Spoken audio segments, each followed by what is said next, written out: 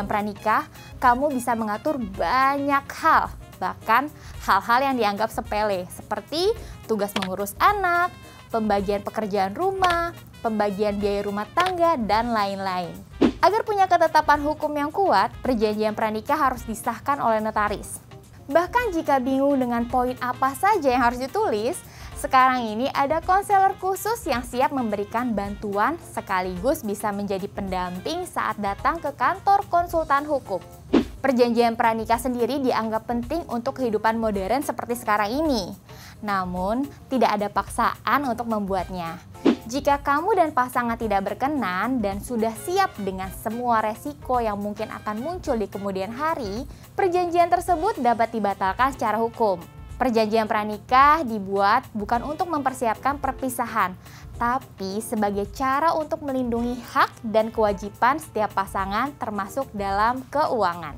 Aspek penting pembuatan perjanjian pranikah. Kebenaran perjanjian pranikah di Indonesia sendiri dilindungi secara hukum, yakni pada Undang-Undang Nomor 1 Pasal 29 Ayat 1 Tahun 1974 tentang perkawinan, yang menyatakan pada waktu atau sebelum perkawinan dilangsungkan, kedua belah pihak atas persetujuan bersama dapat mengajukan perjanjian tertulis yang disahkan oleh pegawai pencatat perkawinan setelah mana isinya berlaku juga terhadap pihak ketiga tersangkut.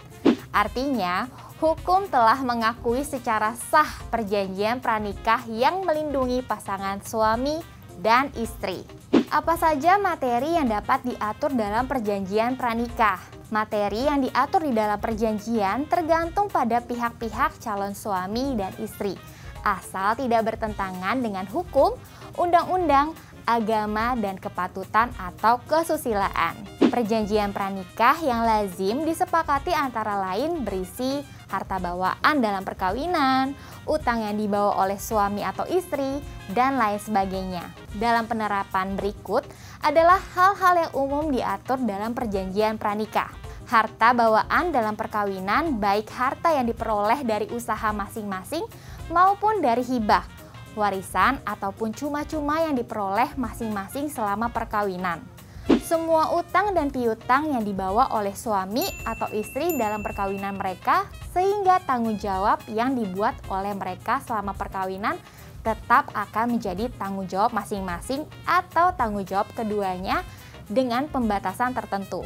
Buat perjanjian pranikah atau pasca nikah. Tidak semua orang mengetahui bahwa perjanjian kawin perlu dibuat sebelum melakukan pernikahan.